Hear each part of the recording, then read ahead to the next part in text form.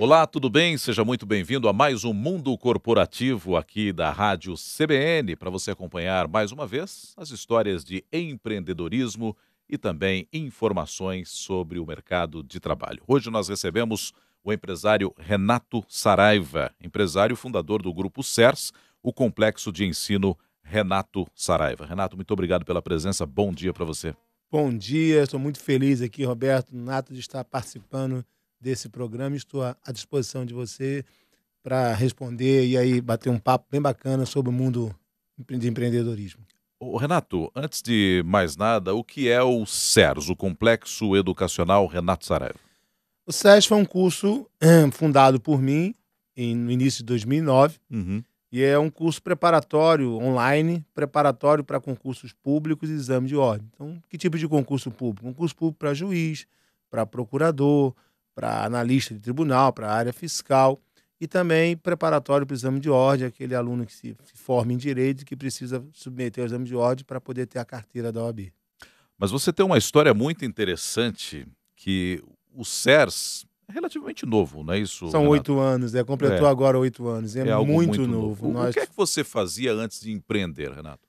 Pois é, a minha história é bem interessante, que na verdade eu sou carioca, Aham. morei em 2016, morei 16 anos em Recife e agora estou em São Paulo. E eu nasci em Itaguaí, no estado do Rio, mas fui criado em Vigário Geral. Não sei se você conhece Vigário Geral. Itaguaí é uma cidade do interior do Rio. É uma Tá, cidade depois de Santa Cruz, sentido indo para Angra dos Reis. tá. Nasci em Itaguaí, mas fui criado em Vigário Geral, que é um subúrbio muito pobre. Vigário Geral é dividido por uma linha do trem, onde você tem um lado ruim e um lado péssimo. Eu morava no lado ruim, ainda tinha coisa pior. Aham. Estudava a 2 quilômetros em escola pública, então andava todo dia 2 quilômetros, usava quichute, lembra do quichute? Lembro bem. Então, o terror A dos gente, a ortopedistas, gente né? dizia que era chuteira, né? Era chuteira, né? Os É. ortopedistas não gostavam muito. E naquela época, quem tinha dinheiro usava aquele tênis All Star, quem não tinha usava Bamba. Verdade. E não tinha bullying naquela época, né? Você Não, não falava, é tinha. Bamba, né? É É, Bamba. é isso. Ou Pois aquele é, forward. comia merenda, então eu sempre fui gordinho, pra você ter uma ideia, eu nasci com 5,2 kg de parto normal. Eu costumo até dizer que eu fui um bebê de alto impacto, porque minha mãe ficou em coma 28 dias. E estudei em escola pública, né? Eu terminei o primeiro grau, o antigo ensino fundamental, depois fui fazer o segundo grau, atual ensino médio, também escola pública, e me tornei professor de primeira a quarta série. Eu fiz lá no Rio de Janeiro, chama-se Escola Normal, estudei na Escola Normal Camela Dutra. E aí eu tive o primeiro contato com concurso público. Passando no ônibus, eu vi lá, seja sargento da aeronáutica. Uhum. Era a Escola de Especialistas da Aeronáutica, que é aqui, em Guaratinguetá, São Paulo. E aí eu anotei o telefone, liguei do orelhão, vi o preço. Meu pai era bancário, pedi para ele pagar. Ele tinha lá uma reserva, pagou e eu não consegui passar nessa prova. Tentei a segunda vez, fui para um curso melhor. Meu pai vendeu as férias dele. E eu estudava, Nonato, 10, 12, 13, 14 horas por dia. Para durante tentar 6 passar no meses, tal concurso. para passar no concurso para sargento da aeronáutica, porque eu sabia que aquilo poderia mudar a minha vida. E aí veio o concurso, foram 16 mil candidatos, eu consegui passar na primeira prova, passei até bem, fui 11º lugar do Brasil. Depois fui fazer o psicotécnico, o exame médico e tinha o exame físico. E o exame físico, para mim, era uma dificuldade, porque eu sempre fui gordinho. Uhum. Então, tinha a corrida, tinha a flexão, o abdominal e depois a barra. E a barra era o terror para mim. No abdominal, eu estava tão nervoso, isso é muito interessante, que você tinha um limite máximo, limite que você precisava fazer de abdominal, num tempo de 2 minutos. E eu queria tanto passar que eu não observei a regra do edital. Então, quando deu 1 minuto, todos já tinham parado de fazer abdominal e eu continuei lá fazendo abdominal. E o sargento que estava comandando a prova ficou só me olhando. Quando chegou na barra, eu precisava fazer 3 barras e só fiz uma barra. Teoricamente, eu tinha ficado reprovado. Ele chegou, me chamou no canto e falou, olha, meu filho, você, pelo regulamento, você ficou reprovado, mas eu vou lhe passar. Porque você demonstrou uma garra tão grande em fazer aqueles abdominais que a aeronáutica precisa de você. Por causa daquele anjo da guarda, eu fui para a escola militar, me formei em sargento da aeronáutica, voltei para o Rio de Janeiro, paguei a minha própria faculdade, estudei na Cândido Mendes, depois passei no concurso para oficial de justiça, da Justiça do Trabalho, e depois passei no concurso para procurador do trabalho. Não tinha vaga no Rio de Janeiro, fui parar em Recife. Isso aí você tinha quantos anos, só para a gente localizar? Eu fiquei de 17 anos, eu entrei para a escola militar, fiquei mais uns 8 anos. Quando eu fui passar para o concurso para procurador do trabalho, eu já tinha por volta de De 30 anos. 32, Tá. 32 anos. Passei e fui para Recife. Fui ser membro do Ministério do Trabalho lá na Procuradoria do Trabalho em Recife. E aí comecei a dar aula de trabalho, comecei a dar aula de processo do trabalho, comecei a escrever meus primeiros livros, né? Eu escrevi ao todo 7 livros na área, e comecei a dar aula em vários cursos do Brasil. Foi aí que eu me descobri empreendedor. Foi a primeira vez que me deu vontade de empreender. Uhum. Falei, poxa, eu podia ter o meu próprio curso. Talvez se eu tivesse meu próprio curso, eu trabalharia de maneira diferente. Foi quando, em 2008, final de 2008, eu resolvi vender tudo que eu tinha e montar o curso. E tudo, literalmente, até meu carro eu vendi. Você jogou naquele sonho. Joguei naquele sonho. Eu me lembro que eu tinha comprado um apartamento novo com a minha esposa e nós não conseguimos mobiliar o apartamento. Eu cheguei para ela e falei, olha, a gente vai ter que dormir no colchão, no chão, porque o dinheiro que eu tenho eu vou investir no curso. E foi isso que aconteceu. No início de 2009 nós abrimos o SES, mas ele não era um curso online, ele era um curso presencial, ou seja, tínhamos a presença dos alunos e nós tínhamos uma modalidade via satélite só para as faculdades para o exame de ordem. E passados 9 meses o curso foi um fracasso. Eu não estava conseguindo ter sucesso no presencial, porque os outros cursos concorrentes impediam os professores de dar aula no SES. Aham. Ó, se você der aula no SES, você não vai dar mais aula aqui, com medo do nosso crescimento. E o satélite também as faculdades não estavam pagando. Foi quando uma professora falou, por que você não monta um curso online? Por que você não faz essa experiência? Que era algo absolutamente novo, então. Era algo absolutamente novo. Eu até falo, se a internet hoje é ruim, imagine como era em 2009. Claro. E hoje o e-commerce, né, uns negócios pela internet, hoje são uma realidade. Em 2009 era um início ainda. Mas eu falei, vou tentar. Eu lembro que eu estava fazendo uma obra e tinha lá uma pequena obra no fundo do curso e tinham lá 2 eletricistas e um pedreiro. Eu disse para eles, vocês querem mudar a vida de vocês? Eu vou montar aqui um curso online, eu estou precisando de cameraman. E eles vieram. É mesmo. Eram 2 eletricistas e um pedreiro. E eles não tinham absolutamente nenhuma Sabiam experiência. nada. E aí eu Ô, Renato, e como é que se dá essa transformação? Você também não sabia nada de Nada, cursos, né? totalmente intuição. A sua profissão era outra, né? Isso. E tinha uma estabilidade na sua profissão. Tinha uma estabilidade, já ganhava bem como procurador. Primeiro, tinha minha como é vida. que foi largar essa estabilidade? É preciso muita coragem para um momento desse? Ah, é muita coragem, é muita coragem. Porque é o que assim, todo mundo busca. todo mundo fala assim, Era um emprego estável. é muito difícil ser empresário no Brasil. E o empresário brasileiro é um corajoso. E isso você já tinha 40 anos. Já tinha 40 anos, eu tinha já por volta de 41 anos. Tá.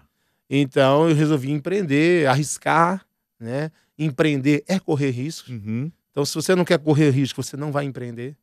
Não há nenhuma garantia que qualquer negócio que você monte vai dar certo. Isso não existe. Você vai errar muito, mas é claro que você vai errar, mas uma hora você vai conseguir, vai acertar, se você não desistir, se você tiver perseverança. E assim, eu não tinha preparo, eu não tinha formação na área empresarial, eu não Pois é. tinha equipe, eu não tinha gestão, Esse eu é tinha o ponto. meu sonho e intuição. E aí você chama lá 2 camaradas para trabalharem É. com algo, com uma máquina que eles não conheciam também e que eles não tinham experiência. Como é que se deu esse aprendizado naquele momento, Pois é. Renato? Porque daí era para É. você e para os dois também. Eu conhecia muito de curso, porque eu já tinha dado aula há vários anos para Aham. vários cursos. Mas em relação a isso, o que eu fiz? Eu tinha uma pessoa que eu contratei, que era especialista em câmera, e que treinou Os dois. os 2. Eram 3, Tá. 2 ficaram. Mas olha que coisa bacana, como é bom a gente investir na mão de obra. Depois nós pagamos a faculdade de rádio e TV, hoje ele é chefe dos nossos estúdios e também fez curso de fotografia. Que legal. E o outro eletricista é nosso cameraman até hoje, é um excelente câmera. Então, mas também naquela época, Renato, ou eu contratava isso ou eu não tinha dinheiro para contratar outros. Era isso ou nada. E nós não estávamos muito preocupados com a qualidade, nós estávamos preocupados em gravar aula. Naquela época ainda se queimava, ainda tinha o famoso DVD. A gente queimava a aula no DVD, levava mais ou menos 24 horas para postar a aula. Uhum. Mas enfim, ninguém estava fazendo e nós resolvemos fazer. Fizemos a primeira turma em setembro de 2009, foi uma turma até para o Ministério Público do Trabalho, tivemos 28 alunos, passamos 27 pessoas, foi um bom sinal. Fizemos uma segunda turma para auditor fiscal do trabalho, fizemos o primeiro, segundo e quarto colocados desse concurso. E a partir daí, tudo mudou, as pessoas começaram a confiar no SES, a confiar nos cursos online, e teve também um diferencial. Desde o início, eu não pagava hora-aula para os professores. como eu era professor e sou ainda professor, eu sabia exatamente o que o professor queria. Então eu implementei no SES desde o início, desde a fundação, a chamada participação nos lucros. Aham. Então, Nonato, 30% do que entra divide entre os professores proporcionalmente ao número de aulas. Tá, isso é um modelo, Renato, que serve para qualquer empreendimento ou é especificamente para esse empreendimento educacional? Olha, eu acho que qualquer empreendimento deveria ter um modelo parecido, talvez não 30%, mas deveria ter uma participação dos lucros para os colaboradores que diretamente contribuem para aquele resultado. Porque uma empresa sem pessoas não é nada. Ela não é nada. Uhum. A empresa depende das pessoas. Um curso sem professor, né, ele não vai conseguir ter sucesso. E com esse modelo diferenciado de remuneração, do professor ter participação dos lucros, nós começamos a ter possibilidade de buscar professores melhores, que queriam ganhar mais. E aí nós tivemos essa vantagem. E hoje, até hoje, tem professores que ganham muito bem, que ganham remuneração muito acima do que ele ganharia como juiz, como procurador, Aham. dando aula para o SES. E outra coisa, o diferencial nosso, como nós éramos um curso online, nós não concentramos só professores do Nordeste. Porque o sotaque acaba atrapalhando. Você tinha a possibilidade de girar esses professores em outras regiões. Exatamente. Por isso que nós começamos a montar estúdio em outros estados. Então, por exemplo, nós temos professores do Rio de Janeiro, Uhum. nós temos professores de São Paulo, de Brasília, de Curitiba, de Fortaleza, de Recife, da Bahia, justamente para ter essa, digamos, essa mistura, essa miscelânea de sotaques e conseguir também atingir o Brasil todo. Ô, Renato, pegando a tua experiência de empreender após os 40 ou exatamente aos 40 anos, e você disse, empreender é correr riscos, quem não quer correr risco não deve empreender. Quando a gente tem lá 25, 27, tá ali no gás, sem grandes compromissos normalmente, né? E aí você fala, eu posso correr grandes riscos. Então, eu posso deduzir que empreender aos 40 é muito mais difícil do que lá atrás, com 25, 30 anos, quando você tem um pouco menos de responsabilidade? Eu não sei se eu não diria que é mais difícil. Eu acho que empreender não está ligado necessariamente à questão da idade. Eu acho que é muito interno da pessoa. Eu não acho que você se torne empreendedor. Você já é empreendedor. Muitas vezes você não sabe que é. Tá. Comigo era assim. Eu já era empreendedor. Por exemplo, depois eu comecei a fazer uma autoanálise. Comecei a perceber. Eu, quando estava fazendo faculdade, eu já tinha 2 ou 3 atividades. Mesmo no estagiando, já ganhava dinheiro com a advocacia. Eu ganhava dinheiro como corretor de imóveis. Então eu sempre procurava uma maneira de ganhar mais dinheiro, de ter outras opções. Isso também é empreender, na tua visão? Isso também é empreender. Uhum. E, na verdade, eu acho que é um pouco de dom da pessoa já ter isso de... Por exemplo, agora eu vim para São Paulo. Eu estava numa zona de conforto muito bacana, muito tranquilo, né? Você estava baseado no Recife e agora veio morar em São Paulo. E resolvi, eu vou morar em São Paulo. Uhum. Mas por quê? Porque o empreendedor, ele não consegue ficar na zona de conforto. Ele precisa estar desenvolvendo projeto, ele precisa estar correndo risco, ele precisa estar empreendendo. Você vê, por exemplo, eu participei de um programa da Endeavor chamado Day One, e lá estava o Carlos Wizard, que vendeu, né, o curso dele de inglês por quase 2 bilhões de dólares. E ele, depois disso, ele falou que ficou quase 60 dias, né, um período sabático, e ele estava quase enlouquecendo. Porque precisava fazer alguma coisa. Precisava empreender. E o problema dele não era mais dinheiro, com certeza. Aí depois disso ele comprou Topia, ele comprou Parte da Rainha, ele comprou Mundo Verde e está trazendo o Taco Bell para o Brasil. Então é dele, o empreendedor ele não consegue ficar parado, ele precisa estar fazendo projetos, ele precisa estar correndo risco, ele precisa estar empreendendo. Então eu digo que isso, às vezes as pessoas nem sabem que são empreendedores. Agora, empreender é correr risco. É possível... Tá, a pessoa não sabe. Como é que eu descubro que eu tenho essa veia? Porque, por exemplo, você não tinha nenhum familiar. Aqui no mundo corporativo já passaram empreendedores que tinham familiares que empreendiam. Que o pai atuava como empreendedor e aí o filho seguiu um pouco aquela veia, acompanhou aquilo desde o início. Não é o teu caso. Não. Como é que eu descubro essa veia? Quando é que vem esse start de que, eu quero empreender, eu acho que eu consigo partir para um projeto de empreendedorismo interessante? Eu acho que, naturalmente, o empreendedor ele vai se revelar, mais cedo ou mais tarde. Comigo foi mais tarde, por quê? Porque desde os 17 anos eu fui servidor público, eu fui pai aos 22 anos, eu fui pai muito novo. E aí, realmente, a responsabilidade para mim surgiu muito cedo. E eu já queria empreender na época que eu era militar, na época que eu já era oficial de justiça, só que como servidor público, fica um pouco mais complicado, mais difícil, ainda mais sendo pai, tendo família. Mas eu acho que uma hora ou outra ela vai sair. Isso vai surgir uma oportunidade e ele vai se despertar como empreendedor. Agora, é muito importante não confundir empreendedor como gestor. Eu sempre me achei excelente empreendedor, mas eu não sou o melhor gestor. Tá.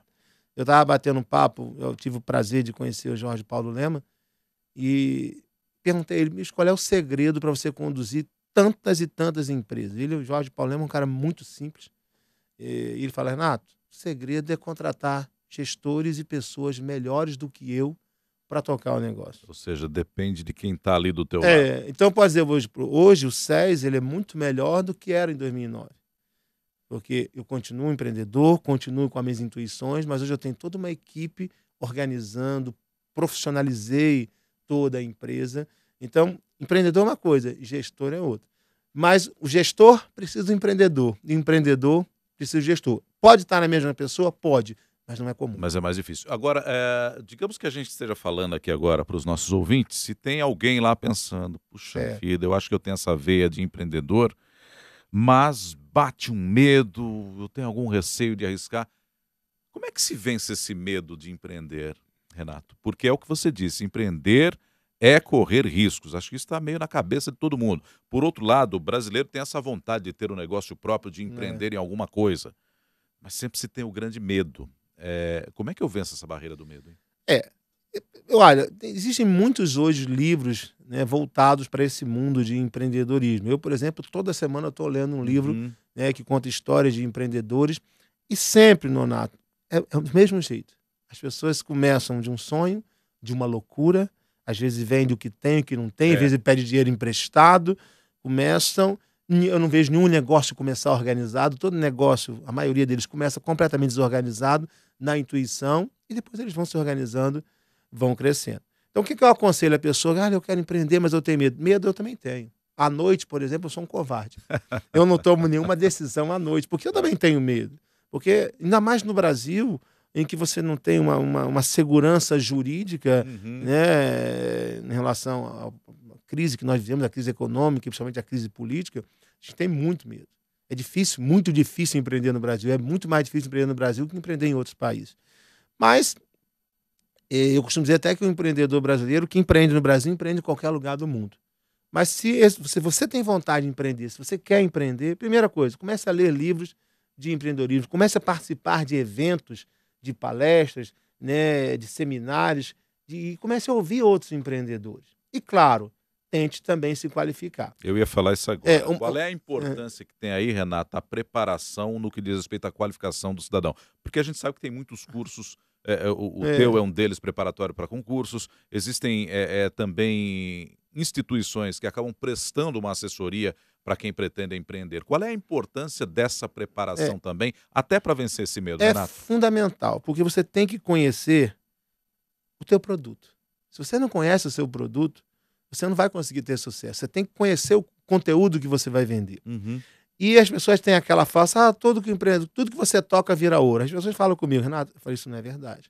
Isso é uma bobagem. O que o empreendedor toca vira ouro. Não. Porque se você não conhecer do seu negócio, e se você não der o exemplo, você não vai vencer. Outro dia eu estava conversando com um empreendedor que tem lojas, acho que ele tinha 16, 18 lojas de empreendedorismo, e ele quis fazer lojas que vendem proteína, o pessoal que malha.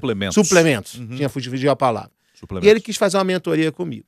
Primeiro ele era gordinho. Eu falei, olha, se você trabalha com suplementos, com etc., você não tem o direito de ser gordinho. Com fitness, né? Com fitness, você não tem o direito de ser gordinho. Você já começou mal. E segundo, você entende o que você vende? Não, eu vendo alguns produtos, mas eu não entendo muito disso não. Eu falei, você está muito mal. Então, se você é o dono do seu negócio, você não entende do seu produto, se você não dá o exemplo. Então, o que eu falo? Para você montar qualquer negócio, entenda daquele produto. Senão você vai se machucar, você vai gastar muito dinheiro, né? E se qualifique. Então, hoje tem cursos na área de inovação, na área de tecnologia, cursos de gestão, de administração, e entender do produto. Isso é fundamental hoje, Renato. Isso faz parte do que você aprendeu com seus erros, Renato? Sempre. Dizem que sábio não é aquele que aprende com os próprios erros, né? Sábio é aquele que aprende com os erros dos outros. Mas é inevitável e você vai errar. É. E você não pode ter medo de errar. É interessante, Donato, que no Brasil criou-se uma cultura, né? Ninguém quer falar do erro. Você sabe que nos Estados Unidos nós temos vários seminários e congressos aonde só se pode falar dos erros. Congressos, palestras, onde os palestrantes têm que falar dos erros. Falar exatamente onde é que ele errou. Uhum. Então as pessoas não querem escutar onde ele acertou, querem escutar onde ele errou. Por quê? Para não cometer o mesmo erro. E você vai ver, se você pegar o Walmart, ele faliu a primeira loja dele. E ele hoje é a maior varejista do mundo. Se você... Os exemplos são muitos. se você pegar o Walt Disney, a primeira agência que ele trabalhou, né, que era uma editora, ele foi despedido porque eles disseram que ele não tinha talento. Já pensou se o Walt Disney tivesse desistido? Então os erros vão acontecer e são comuns, mas você tem que corrigir os erros e não desistir. Uma hora vai acontecer. O concurso público ainda é o grande sonho do brasileiro e rivaliza ali com ter o próprio negócio, com empreender. São dois ramos que se está muito próximo, Renato. Concurso Ainda público, é assim? O concurso público ainda é o sonho de muitos, de milhares de brasileiros. Eu sempre digo assim, que hoje, o que não é bom, hoje as pessoas fazem concurso público não porque tem vocação, muitas vezes, para ser juiz, para ser procurador, para ser fiscal, para ser analista. As pessoas, muitas vezes, a maioria delas, faz o concurso em função da estabilidade financeira. Isso é ruim, porque aí as pessoas passam a se servir e não a servir. Sem dúvida. O servidor, ele está ali para servir as pessoas, não para se servir. Imagina você trabalhar, mais agora que a aposentadoria deve ser mais, vai demorar mais, imagina você trabalhar 30, 40 anos num local que você não gosta, numa função que você não gosta. Burocraticamente. Mas hoje as pessoas ainda buscam concurso público, a grande maioria, em função da estabilidade financeira que ela proporciona.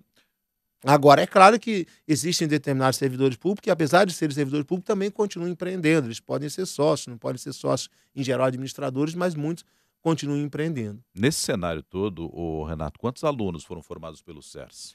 Nós já tivemos mais de 500 mil alunos formados pelo SERS, já aprovamos milhares e milhares de pessoas, né? Em 2009, é interessante que... Das mais variadas opções, é isso? Há várias opções. Nós temos concurso para juiz, procurador, promotor, auditor fiscal, delegado de polícia, agente, escrivão, procurador do município. Ou seja, são inúmeros concursos. E hoje, Renato, eu sou muito grato e sou um defensor do ensino à distância, porque hoje nós conseguimos demonstrar que os primeiros colocados em quase todos os concursos fizeram um ensino à distância, fizeram um curso online, um curso à distância. Por isso que eu sou muito defensor no Brasil do curso à distância, até porque nós conseguimos democratizar o acesso ao concurso público. Entendi. Antigamente, você queria fazer um concurso público, você tinha que vir para uma capital. Você vinha para a capital, São Paulo, Rio de Janeiro ou Brasília, para poder se preparar adequadamente. Agora não, Nonato. Você pode estar em qualquer lugar do Brasil, do interior. Aliás, você pode estar até no exterior e se preparar de forma adequada para um concurso público. Esse foi o grande benefício, né, da modalidade do ensino à distância para quem quer submeter um concurso. Nós estamos também ao vivo pelo Facebook da Rádio CBN nesse momento, Renato, e eu tenho aqui uma pergunta do Fabiano Araújo, também pelo Facebook da rádio. Ele pergunta: vale a pena empreender no mercado multinível? O que é o mercado multinível, Renato? Na verdade, ele fala do mercado multinível. Vale a pena, vale. O que é esse mercado multinível que ele se... Fabiano Araújo. Fabiano, um grande abraço. O que ele se refere? Hoje existem muitas pessoas que ganham dinheiro na internet, né, digamos assim, captando clientela para determinado produto. Então, por exemplo, às vezes eu sou um formador de opinião. Eu sou, às vezes, um blogueiro. Então, eu tenho muitos seguidores. E aí, eu passo a ser um representante de determinadas empresas e ganho uma comissão para poder vender os produtos daquela empresa. Então, por exemplo, você tem pessoas que têm milhões, ou milhares, ou até milhões de seguidores. É quase um merchan. É quase um merchan. Então, muitas pessoas também acabam ganhando dinheiro nesse mercado online. Hoje, o mercado online tem crescido a taxas substanciais no Brasil. Claro que vale a pena. Agora, é claro, você tem que se qualificar, tem que ter uma estrutura de internet adequada, site, plataforma, rede social, né? Você tem que saber trabalhar as redes sociais, né? E estar sempre ligado. O ano passado houve o lançamento do livro Vamos Juntos. O Renato Saraiva é o nosso convidado de hoje, empresário do Grupo CERS. O Vamos Juntos traz a tua trajetória contada ali nesse livro, Renato? Exatamente. O livro Vamos Juntos foi escrito pela jornalista Ana Laranjeira, foi escrito em terceira pessoa, e ele conta a minha história desde o início, né? A minha infância pobre, a minha história quando eu passei no primeiro concurso para ser militar, sargento aeronáutico, depois oficial de justiça, procurador, e conta também o início, a criação do SES, eu me descobrindo como empreendedor a partir dos 40 anos, e algumas dicas de como empreender, como montar o próprio negócio, a questão da motivação, da perseverança, de não desistir.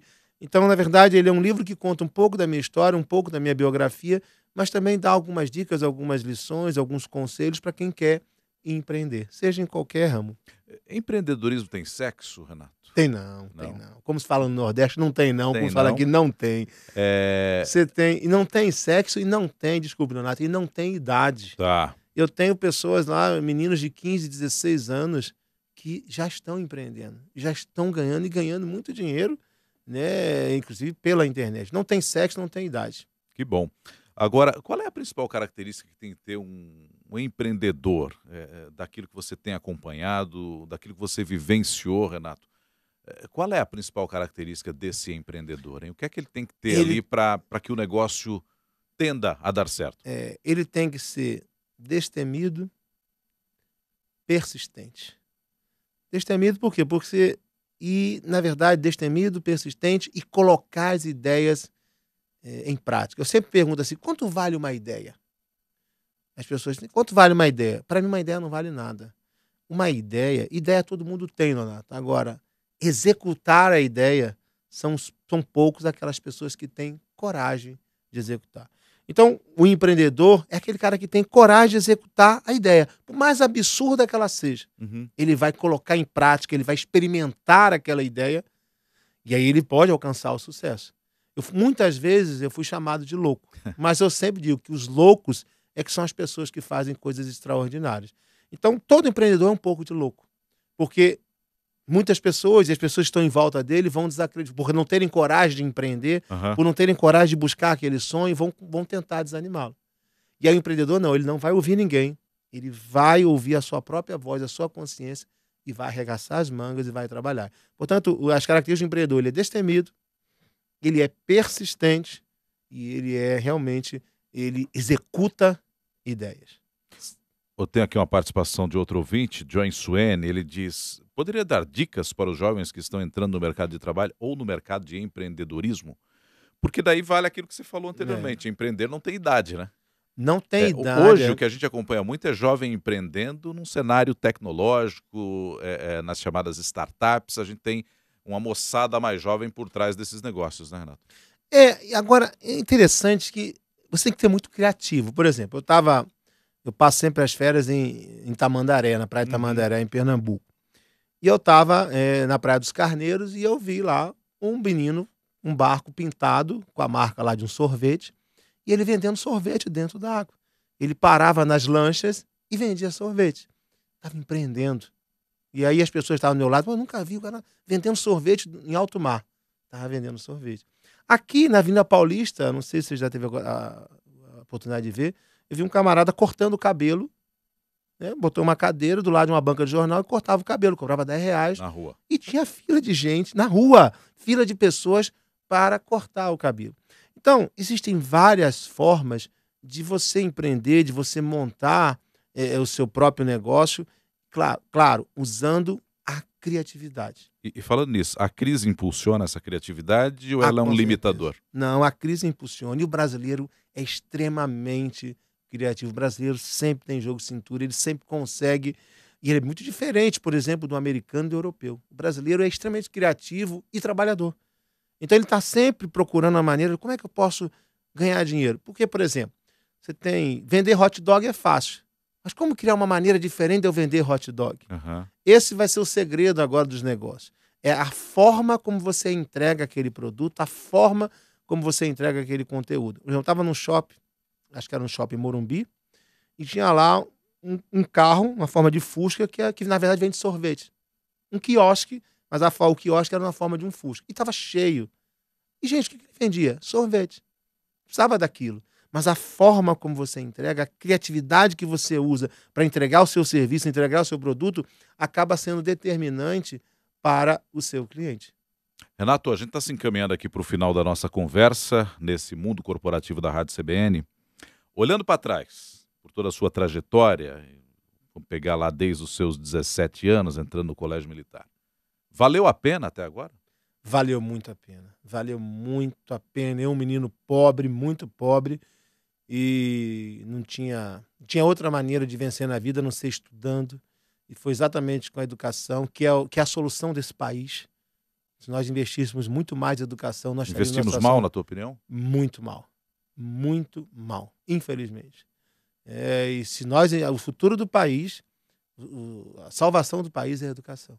E foi graças à educação, tudo que eu consegui foi estudando, foi com o meu esforço de estudando muitas e muitas horas por dia. Então, eu até estou escrevendo um segundo livro, que é Se Eu Conseguir, Você Consegue. Eu que fui um menino pobre, consegui. Então, se eu conseguir, eu não sou melhor que ninguém, qualquer um pode conseguir, desde que pague o preço. E às vezes as pessoas querem muito resultado, mas não querem percorrer aquele caminho para alcançar o resultado. E quem percorreu o caminho, com certeza, e não desistir, tiver perseverança, vai alcançar. Valeu muito a pena. Renato, muito obrigado pela presença hoje no Mundo Corporativo aqui da Rádio CBN. Até uma próxima oportunidade, hein? Muito obrigado, estou sempre à disposição.